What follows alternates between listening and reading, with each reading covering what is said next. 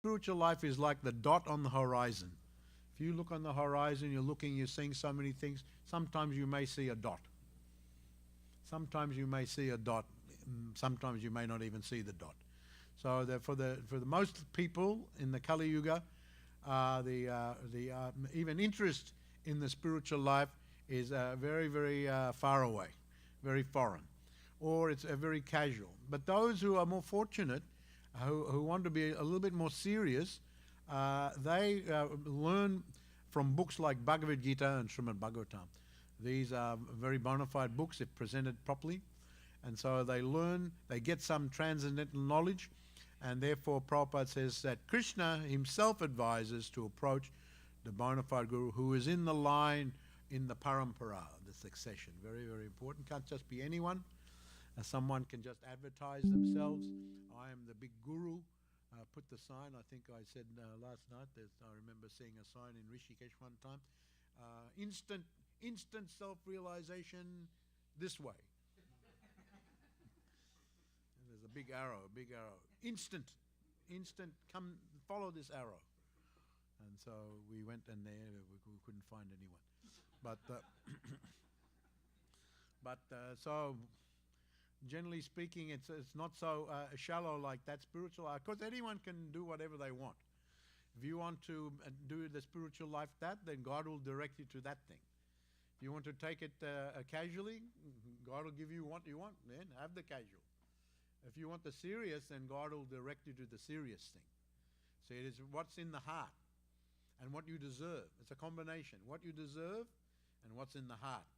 So deserve means that in the last life and the lives before, you did some spiritual activity. And God is now bringing you back again. So you deserve to be brought back again, and then you have desire to be serious, and Krishna gives you the more serious. If you want to casually, and if you in the previous life didn't do much in the spiritual, then as you like, I reward accordingly, according to the people, what they want. If they want to become serious, I help them. If they want to be casual, I help them. If they want nothing, just material, I help them do that.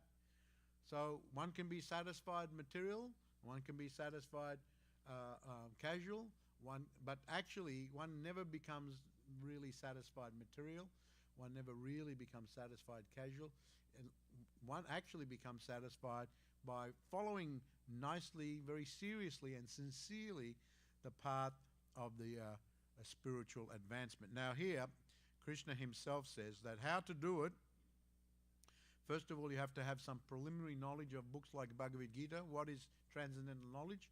And what is the guru? What is the principle of the guru? And then when then you're serious and you scrutinize who is actually the proper guru, then you approach such a guru and you're very submissive before him. And so this is one of the things that's mentioned here by Prabhupada, that here it is said that one should not approach the guru with some attitude of false prestige. False prestige. Prestige in the world is defined in the Shastras, Jainmaishwara Shrutashi Vedamanapuman. Naiva Hatyadum Vitidum Vaitamakinchana Gocharam. It is said that there are 4 categories of prestige in the material world. One is Janma, the birth, your family. Who is your family? You can be born in a very high family, big Brahmin family, big aristocratic family, big famous family. So that is very prestigious. What is your name? Oh, who is your father, mother? Oh, a big family. Very prestigious. People like that and they respect that. So that is called prestige. Too much echo. Take it then. So that is very prestigious. Janmaishwara. Aishwara means money. You've got wealth, opulence. These are the Aishwara. This is translated like that. So this is another prestigious. If you've got money, you've got a lot of money, everyone respects. That is a very wanted thing. You can be a bad character, but if you've got enough money, everyone respects. You can be the worst person, but if you've got a lot of money, You're a billionaire, everyone respects. Because money, wealth, opulence, money, assets, this, that, you're held in great esteem in the material world. So this is a source of the prestige. Janmeshwara Shruta. Shruta means education, learning. So someone who's got high learning. He has got BA, MA, PhD. All right, very respected. That's prestigious. You're Dr. such and such with PhD. Yeah. Shruti. That's very respected, very prestigious. So this is another prestigious. Shruta, Shribi. One is very beautiful. One is very handsome. Handsome man, beautiful woman. Oh, everyone likes. Everyone wants to be. Handsome man, beautiful woman. If the woman can be very beautiful, she is very happy. A man is very handsome, just like Krishna. Very handsome. Beautiful face, beautiful hair, eyes beautiful, nose beautiful, ears beautiful, everything, every part of his body perfection. Radharani, perfection, beautiful. Beautiful. Krishna is described, very broad chest, very narrow waist. When we get older, we go like this. Instead of the V, we get the A. I speak for myself especially. When I was young, I used to have the V, but now I'm getting the more on the A. The A is becoming more flatter also. Even Prabhupada said, he said, when I was young, I was eating halva, I was very strong, and I had muscles. But he said, now I'm old. He said, it's just like flat tire, he said. So, beauty, man, if he can be handsome, no, he's happy. If a woman can be very beautiful, they're very happy, very prestigious. Everyone respects. Just like when Putana went to see baby Krishna, she was an asura, but she disguised as a very beautiful woman. So even Mother Jasoda, she must be. She's very beautiful. She's very respectable.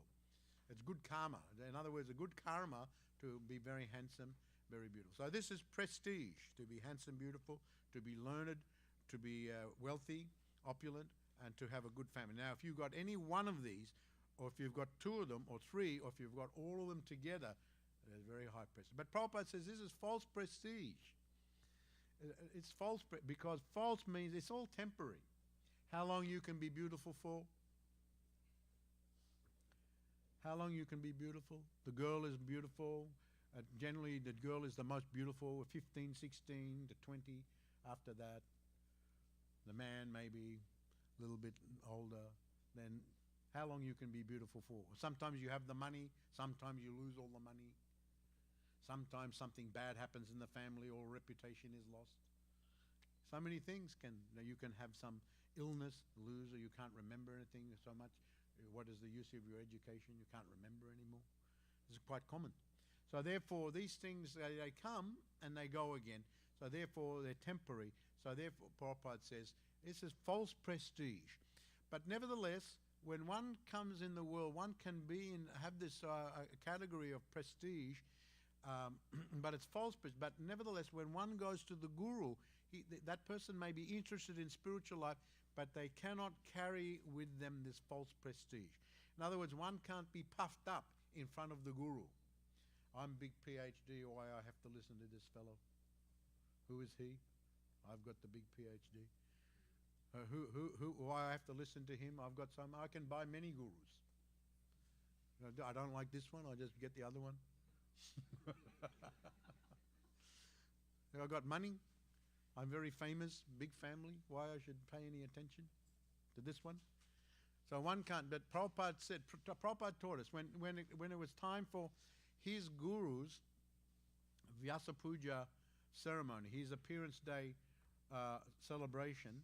He told us that you take my picture from the Vyasa-san and you put my Guru Maharaj's picture there, and I will sit on the floor. I will sit on the floor and he has to be up there. So in front of the Guru, we all have to sit down. Doesn't matter we have PhD, we're billionaires, or we're very handsome or beautiful, or we come from the big family, or we've got all these things. In front of you can be a king and queen of the world, but in front of the Guru, you have to sit down. You have to be humble. I remember the story of Indra uh, he neglected, when Brihaspati came into the Sabha, Indra didn't pay any attention to him. So then Brihaspati just left. So later, Indra, he thought, I've committed a big offense to my guru. I didn't come and receive him, didn't offer respect. And he had to suffer, he had to get some reaction. He lost all his heavenly opulence because of that. So this is the principle, one has to be humble.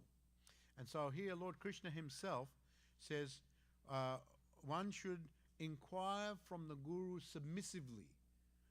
Submissively. In other words, you have to be humble in front of the guru and ask sincerely but submissively, not challenging aggressively. That is not the right attitude. It's not the right attitude for learning. Just like if you go to the school, you're very aggressive with the teacher. You are very challenging to the teacher. You answer back to the teacher all the time. You think you'll be very successful in the school? If you go to the university, you're answering back to the professor. He says like that, oh, no, that is wrong. If you know so much, why come here? Just go outside yourself. So we can't be like that. Even in the material world, we can't be. If you want to learn something, you have to be humble. If you're very puffed up, what you will learn? You know everything already. Why do you want to come here? Just do whatever you want. So therefore, even on the material level, the principle of learning and advancing in learning is humility. So Krishna makes a point of it here. Inquire from him submissively. But then Prabhupada actually adds, but not blindly. Don't blindly follow. You have to ask questions. If you don't understand something, then you ask the questions. You ask the question of the guru. And then you hear, but respectfully. You have to be respectful to the guru. You can't be, have a contemptuous attitude to the guru. What he's going to say. Doesn't really matter what he says. My opinion is more valuable. So one can be like that. So then you won't please Krishna. You won't please Krishna. You certainly won't please the guru. And the secret of success is pleasing the guru. And Prabhupada actually emphasizes that in his purport to this very famous verse from Bhagavad Gita. So these things are very, very important. And also another thing mentioned here, seva. Now, here it is said, render service unto him. Inquire from him submissively. Upadakshati jnanam jnanam tatvada. And render service. So one should be rendering service to the guru, because rendering service he is accepting the service not for himself, but on behalf of the Supreme Personality of Godhead. So one should always remember that and the guru, he's always thinking like that I'm accepting this service, I'm training. And Prabhupada used to tell us, I'm training you how to render first-class service to the Supreme Personality of Godhead. Now you don't know, you have many bad habits. Krishna is Om Pavitram, Om Bhu Bhuva Svaba Bhuva, Pavitram Paramam. He is the supreme pure. And so everything has to be top level. So I'm training you how to render nice service. You're offering to me, but then I'm accepting on behalf of Krishna. So this is Guru. He is not accepting for himself. On behalf of Krishna, he is accepting the service. And so by rendering service, we develop attachment.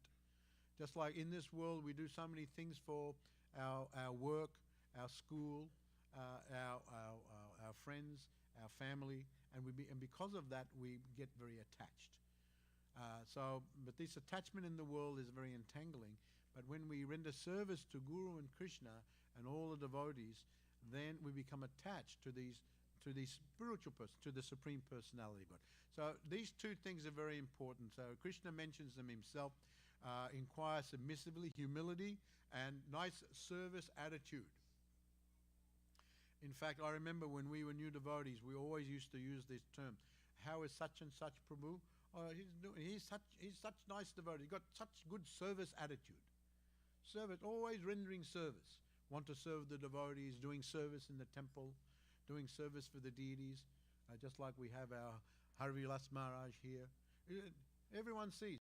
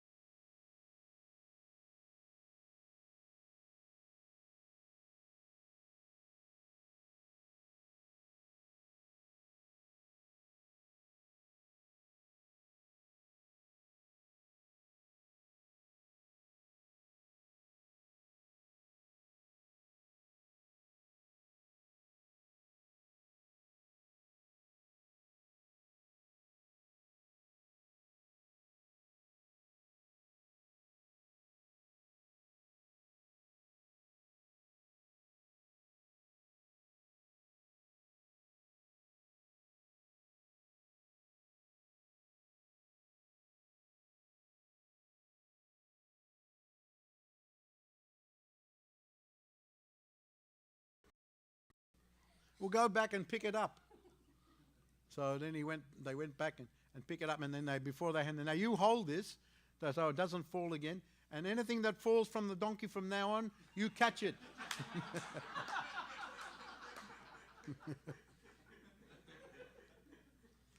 So then, of course, the donkey was going, and he had to pass the stool. So the stool was falling from the donkey. So what are we going to do? Guruji said, we have to catch anything that falls from the donkey. So then what are we going to catch it with? We got the Guruji's hat. So they caught it with Guruji's. So then, you know what comes next? The Guru said, where's my hat? They're looking at you. Guruji said, give him the hat. They gave the hat, he put on the head and all the... So in the Shastra, this story is told that the disciples are so foolish, Guru Rogi, and the Guru is also foolish for having such foolish disciples. So the Guru has to be careful. Don't accept just very foolish, unintelligent disciple, and the disciple shouldn't be foolish. And the disciple has to be good and good. Just like if you go to school, you can have the best college, the best books, the best teachers, best everything, but if you're not a good student, you'll still fail. Even lecturer can be good, everything can be good, best college in the whole country, you're not a good student, you'll fail. So you have to be good, books good, teachers good, institution good, everything good, and then success. So same as a disciple, we have to be good disciples, and Prabhupada, he cautioned us from time to time. He said sometimes the disciples would do something not good, and he said, you have to remember, you disciples, you're representing me. I'm the Guru, and if you do something that is not very well liked by the outside society, they'll blame the old man Guru. He said, they'll blame me. What type of Guru is having these types of disciples? So I said, let's act very responsibly as disciples. So we should remember like that, we're disciples of Bhakti Chara Maharaj, we're disciples of Gopal Krishna Maharaj. We have to act very nicely. They are always acting very nicely as disciples of Srila Prabhupada, and Gopal Krishna Maharaj is still acting very nicely. I think Bhakti Chara Maharaj, this year he would have been, like 78 years old? If I remember correctly, 78 years old. This would have been his birthday. And I think Gopal Krishna Maharaj maybe a little bit older. He's maybe 80 years old. So I don't know exactly. 79 years, okay. So they're elderly now, but they're still there, just like Prabhupada. Their consciousness, Bhakti Chara Maharaj, is always very sharp in the consciousness and very affectionate. I had a as I said, very affectionate relationship with Bhakti Chara Maharaj. He very much reminded me of Srila Prabhupada. His mood was very much, and Gopal Krishna Maharaj also when you're with these very advanced devotees and who are very good disciples of their Guru, they always reflect some of the qualities of they cannot reflect all of the qualities, but to a large degree they reflect the qualities of their Guru. And when you're in their association, you feel the presence. I always felt the presence of Prabhupada when I was in their association. So that is one of the signs of someone who is very, very advanced, very close to their spiritual master, that they reflect the qualities of their Guru, and they're carrying on very nicely, carrying on the spirit and the mission, and trying to follow the instructions of their Guru Maharaj. So Hare Krishna, thank you very much. I won't go on too long because I know we have other sections of the program tonight. And I think that what is next now, I think that some of the disciples are going to speak at Damodar Prasad. What is the next part of the program? Ah? Oh. Oh, okay. All right. Okay, so does anyone want to ask any question in what I've said tonight? Or do they want to say something in regard to some of their Guru? Otherwise, we can have... Yes?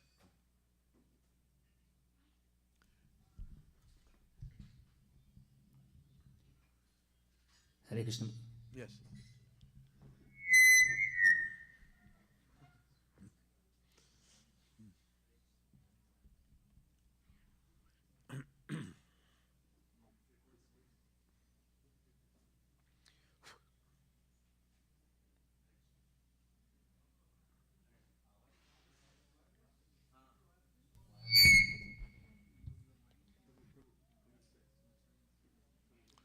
Maybe you can just talk loudly.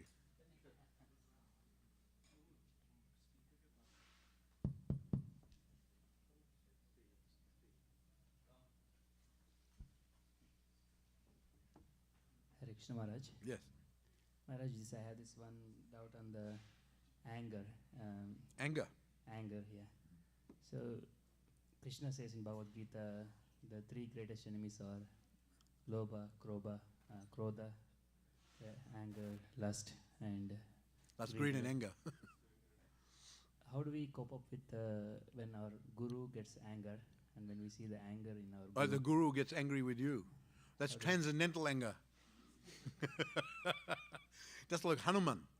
Hanuman, you think he was angry with Ravana? Was Hanuman angry with Ravana?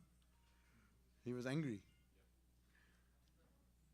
And so there's transcendental anger. If the anger is meant to actually increase your spiritual life, we saw with Prabhupada sometimes when his disciples acted very foolishly. Prabhupada was very tolerant, but then when the disciples acted very wrongly and did something very bad, he would be angry with them. But at the next moment, he was just normal. But for their benefit, just like the father has to become angry with the child when they do something very bad. But it's done out of love to correct them. But there's another type of material anger that is very destructive, wants to harm the individual. By your anger, you want to cause some great harm to that individual. So that is mundane anger. But transcendental anger is spiritual. Sometimes Srimati Radharani would get angry with Krishna. Why he has left, gone to another gopi. She gets angry with him. She does mona. She doesn't talk with him. I'm angry with you. That's transcendental. But her love is increasing for him.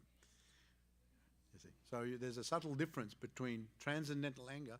Now, in the beginning stages of a devotee, it's recommended don't become angry. Don't become angry, because generally our tendency is to go to the mundane anger. So for the beginning devotees, avoid the gateways leading to the hell, as it says in the Bhagavad Gita. Lust, greed, and envy, anger, kama, lobha, and krodha. They lead to the hell. So therefore, for the beginning devotees, don't allow yourself to go like that. And the way to do that, always absorb yourself in the Krishna conscious activities. When you're becoming angry, do some chanting, do some spiritual activity. Don't allow. But in the more advanced stage, that sometimes that anger is used for the benefit to correct someone if they're foolish and they don't change. So sometimes anger is used. So the guru, so that's not recommended for the beginning devotees. It's only the advanced devotees that can use that anger. Of course, from time to time, sometimes devotees become angry, but the devotee has to check it and bring it back, control the anger. You have the best way to do it. It's very hard to just with your mind try to do it. The best way to do it is absorb the mind in Krishna consciousness, and consciously also, when they feel the anger coming and it's a very destructive anger, then you have to pull it. So generally speaking, for beginning devotees, as I said, avoid these things. But for those advanced devotees, sometimes they're using anger. And generally that's a transcendental anger. So there is such a thing as transcendental anger. There is such a thing as transcendental envy. Just like the gopis, there's a type of envy of Radharani. She has such close association with Krishna. But that is affectionate. They envy her. It's like an admiration. You understand? There's a type of envy that's like an admiration. It's like you see someone that you very much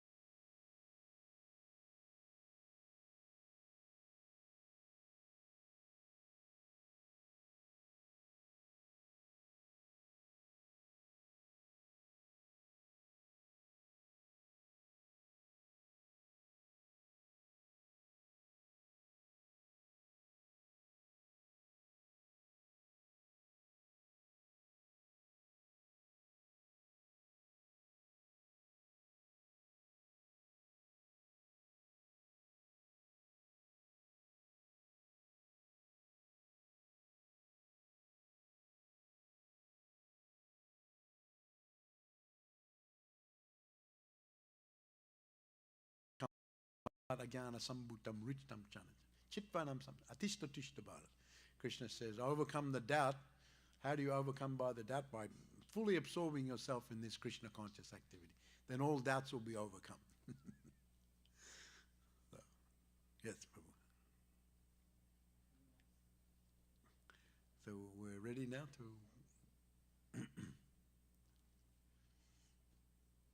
yes.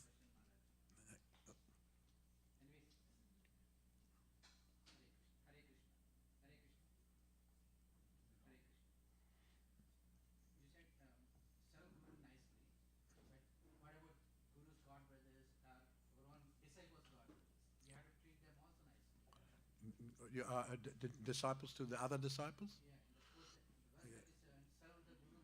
Mm-hmm.